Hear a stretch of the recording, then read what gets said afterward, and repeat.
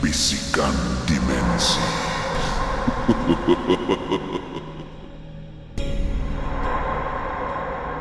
Nama saya Aden. Cerita horor ini kejadiannya di tahun 2018. Waktu itu, hidup saya cuma berkutat di depan layar monitor. Saya kerja di perusahaan swasta, posisinya sebagai graphic designer. Ya, kamu tahu lah ya, namanya juga desainer, kerjaannya nggak jauh-jauh dari revisi, deadline, mendadak, dan kerjaan urgent yang maunya selesai kemarin. Karena kejar-kejaran dengan deadline mulu, otomatis jam pulang saya selalu larut malam. Paling cepat itu jam 10 malam baru bisa cabut dari kantor. Jakarta atau kota manapun yang sibuk memang nggak pernah tidur. Tapi buat saya, jam 10 malam itu sudah masuk zona sepi kalau di jalanan yang saya lalui. Pulang kantor ya naik motor lah, motor kesayangan saya. Udara malam itu selalu nyes dinginnya, kadang sampai menusuk tulang. Sampai di rumah, ritual wajib saya cuma dua, ngopi dan ngerokok sendirian di teras atau balkon. Sambil ditemani asap dan kopi pahit, saya biasanya cuma scroll-scroll HP sebentar, baca 1-2 berita receh, terus langsung tewas di kasur. Begitu terus rutinitas saya, kayak robot. Pada suatu hari, semuanya berjalan seperti biasa. Saya lembur, pulang larut malam, sampai rumah langsung mandi air anget, ngopi lagi dan cek HP. Nah, malam itu ada yang beda. Pas lagi scroll-scroll berita atau mungkin feed di media sosial, saya nggak sengaja nemu satu postingan atau thread yang viral. Isinya tentang jalan horor, lokasinya itu nggak jauh dari jalur pulang saya. Katanya jalan itu udah terkenal angker banget. Ceritanya, ada hantu tanpa kepala sering gentayangan di sana. Nggak cuma sekedar cerita, banyak yang katanya udah ketemu langsung hantu itu dan akhirnya berakhir dengan kecelakaan. Seremnya, kecelakaannya parah-parah. Awalnya, saya cuma scroll cepat aja, lalu saya abaikan. Saya ini tipikal orang yang nggak percaya sama cerita-cerita hantu, pocong, kuntilanak, dan sejenisnya. Logika saya, selama ini saya pulang malam terus, lewat jalur itu terus. Belum pernah tuh ngalamin kejadian aneh-aneh. Jadi buat saya, itu cuma cerita angin lalu aja, buat nakut-nakutin orang aja. Ya sudahlah, lupakan saja. Saya letakkan HP dan langsung tidur. Malam itu, nggak tahu kenapa, saya tidur nggak nyenyak. Di tengah lelap, saya bermimpi. Dalam mimpi, saya berada di jalanan yang gelap, persis seperti jalur pulang saya. Lalu dari kejauhan, saya lihat satu perempuan. Dia sendirian di pinggir jalan. Yang bikin saya engah, dia melambai-lambaikan tangan ke arah saya. Siapa dia? Batin saya dalam mimpi. Wajahnya, Masya Allah, cantik banget. Rambutnya panjang, bajunya putih. Senyumnya itu loh, ada manis-manisnya, tapi sekaligus misterius. Karena penasaran, saya dekati dia. Saya coba panggil, tapi suara saya nggak keluar. Langkah demi langkah, saya mendekat. Tepat saat jarak saya tinggal beberapa meter, perempuan itu tiba-tiba hilang begitu saja. Lenyap kayak asap.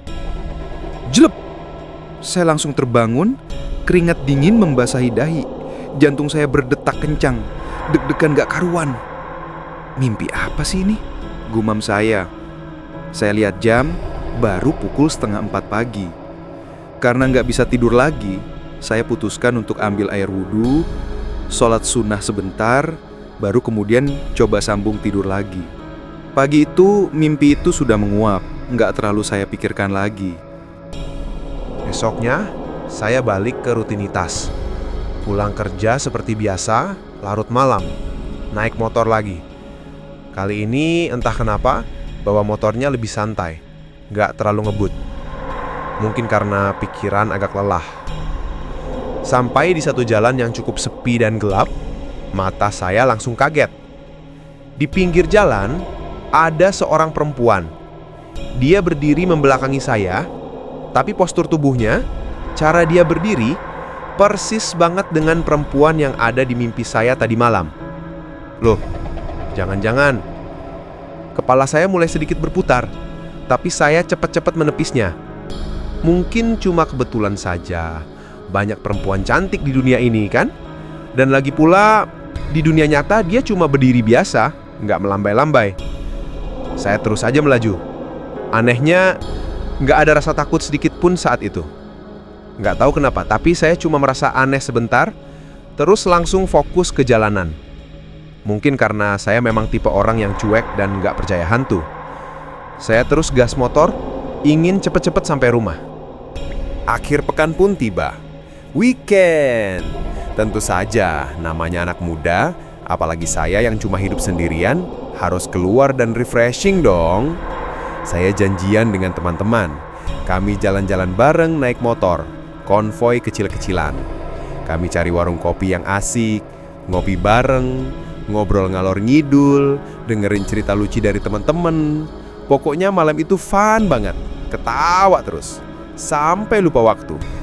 Saya baru pulang sekitar jam 2 pagi, sudah lewat dari jam pulang normal saya. Saat saya melewati jalan yang biasa saya lalui, ternyata ada pohon tumbang. Jalanan ditutup. Rame ada polisi dan petugas lagi bersihkan. Polisi menyuruh semua pengendara, termasuk saya, untuk ambil jalan alternatif, jalan lain. Aduh, putar balik nih, keluh saya dalam hati. Jalan alternatif itu memang agak jauh dan lebih gelap karena jarang dilewati. Tapi ya mau bagaimana lagi, daripada nggak bisa pulang. Saya pun putar balik dan melaju pelan di jalan baru itu. Saya bawa motor santai saja, slow. Udara jam 2 pagi memang jauh lebih dingin dari jam 10 malam. Saya nikmati kesendirian itu, sesekali bersenandung kecil. Tiba-tiba, mata saya kembali kaget. Di pinggir jalan yang gelap, saya bertemu lagi dengan perempuan itu. Perempuan yang persis sekali dengan mimpi saya dan yang saya lihat di jalan biasa kemarin. Kali ini, dia menahan saya. Dia berdiri agak ke tengah jalan, seolah menyuruh saya berhenti. Wajahnya agak cemas, tapi tatapannya itu tajam dan sulit diartikan. Ya ampun, ngapain lagi nih dia? Batin saya. Jantung saya mulai jedak-jeduk, tapi bukan karena takut, lebih ke kesal. Saya ini bukan gak minat sama perempuan sayangku. Jujur, dia cantik banget. Tapi nasihat ibu saya selalu terngiang-ngiang. Aden, kamu itu anak laki-laki. Kumpul uang dulu, jangan mikirin cewek. Baru setelah mapan, kamu bebas mau pacaran atau langsung beristri. Mengingat nasihat itu, saya langsung keras kepala. Saya putuskan untuk nggak berhenti. Saya nggak mau terlibat urusan yang nggak penting.